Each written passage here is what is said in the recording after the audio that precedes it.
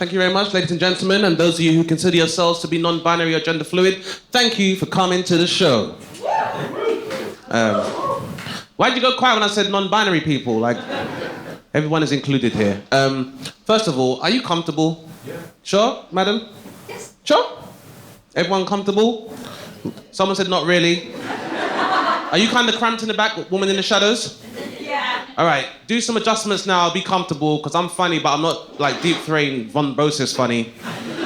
I'll make that very clear. This will be a comedy show, not a hostage situation. If you need to go to the toilet, go to the toilet, because I'm funny, but I'm not cystitis funny. So, don't want anyone being like, he was so funny, my pussy was fizzing. So, let's relax, you can laugh at that, guys. Anyway, it's a pleasure having all of you guys here. It's been really fun doing this show. I wanted to bring it here and film it. I was so excited about this show.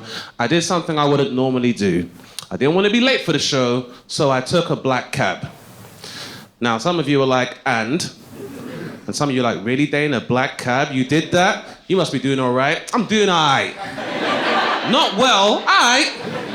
If you don't know the significance of black cabs are very similar to yellow cabs in New York in that they mainly operate around the center part of the city and they don't stop for black people. Like, black cab is kind of an ironic name, really. And if you're not from the UK and you're a black person, you might come here and think, oh, black cab, that sounds good, and you'd be disappointed. Just like if you're a white person and you're from America and you go, where should we go for tourism? Oh, this place looks nice. White City. And then you get there and you're like, White City? It should be called Brown Town. So, yeah. Thing is, yeah, I'm not normally someone that would get black cabs. I'm definitely an Uber person. Uber fans in the house? Very nice, very efficient. You don't have to have a conversation. Can't beat an Uber. Not only that, before Uber was an app, Uber was a sound that black men made at the prospect of getting a black cab. Remember the days, bro, when you come out of a nightclub and be like, I need to get home. One of your friends would be like, let's get that black cab. And you'd be like, oh, bruh, I don't know about that, boy. They don't really stop for our people like that, so, you know. It's messed up as well because you think you would take two separate words like black and cab and they'd be a marriage made in heaven. But sometimes when you combine two words, the result is actually a marriage made in hell. I'm not sure if you guys are all following this logic. I'll give you another example of two words coming together and fucking up the whole thing. Let's take a foodstuff like rice. Who here likes rice? People love rice. It feeds the world, goes great with the curry. You can stir fry it, you can boil it. Hell, you can even make it into pudding. Rice is so good, even vegans shut the fuck up when rice is around. Delicious and plant-based. Let's take another foodstuff like cake. People love cake. Bake-Off is going on and on and on because people love it so much. Cake is so good, that's what they give you on your fucking birthday. No one's ever like, happy birthday, here's a sandwich. That's how good cake is. But if you combine those two things, then you get rice cake. And that's a fucking abomination.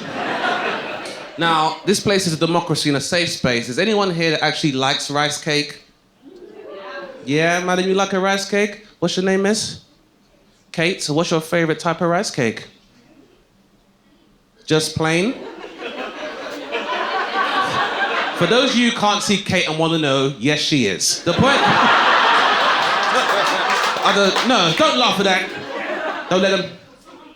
And you're also vegan, see?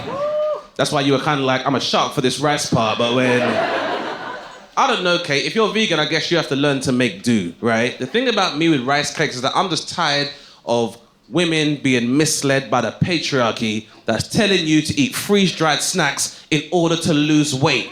It's a lie, ladies. You never see men eating this shit. Tell me the one time you, Kate, or anyone else has ever gone into an office canteen and there's been 3 men around the table eating Rivita.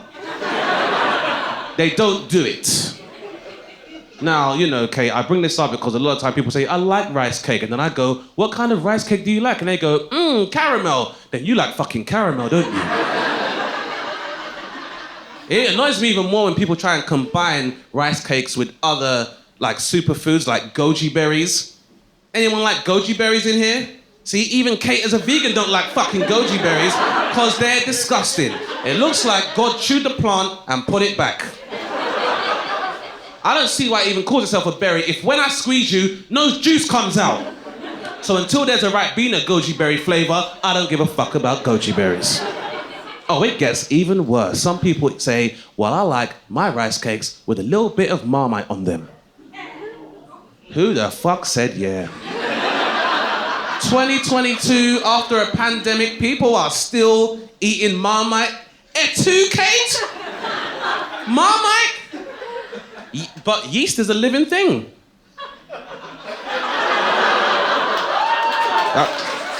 I mean, this ain't supposed to be some kind of like gut shaming. Like, fuck her, yeah, you got it, Dane. That's not what I'm trying to do here. I don't know, Kate, and everybody else. All right, despite round of applause, who here likes Marmite? Yeah, all right. Well, I hate you. Because you're fucking weird. There's a lot of condiments out there, and you've chosen yeast extract. I don't know how they came up with it, but I imagine it went a little bit like this. Good morning, everybody. Because it's Australian, right? It's Vegemite? Well, same. Well, if you know that, why don't you have Vegemite then, Kate, instead of Marmite? Vegemite is better? I'll take your word for it, Kate. I don't know about yeast extract. Some guy was like, good morning, everyone. I've got a great new idea for a spread. Fuck jam. Fuck marmalade. Don't even bring up peanut butter. I've got something new. Yeast extract. You know yeast, don't you? It goes in beer and bread and women's pussies when their jeans are too tight. Let's put that on toast. Exactly, madam. Ill is the right expression to have. All right, I'll give you another example. That was kind of charged. Some of you are drinking liquor right now. If you are drinking liquor, enjoy it. You've earned it. It's been a hard couple of years. Now, sometimes we like to have our liquor over some ice, makes the drink go down ever so much more sweetly. But if you combine those two words, liquor and ice, then you get a whole new bastard of a term, which is licorice. And licorice is the worst sweet I've ever seen in my whole fucking life.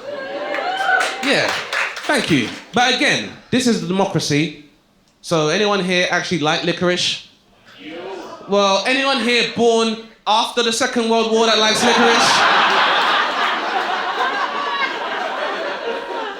People are still eating licorice in a post-Haribo world? All right, if you say so. All I'm saying is, there is more options available when it comes to confectionery. Licorice is right at the bottom. It's below the floor for me. Licorice is so disgusting that when I was a child growing up in the 80s, and there was a whole hysteria about stranger danger, and the fact that these strangers would lose sweets to lure you into vans, if I was outside in a park with my friends, and a guy was like, hey there, little boy, you seem like a nice, handsome young man. You wanna come play some games in my van? I got some licorice. I'd have been like, can I just suck your dick now? Because the abuse has already begun.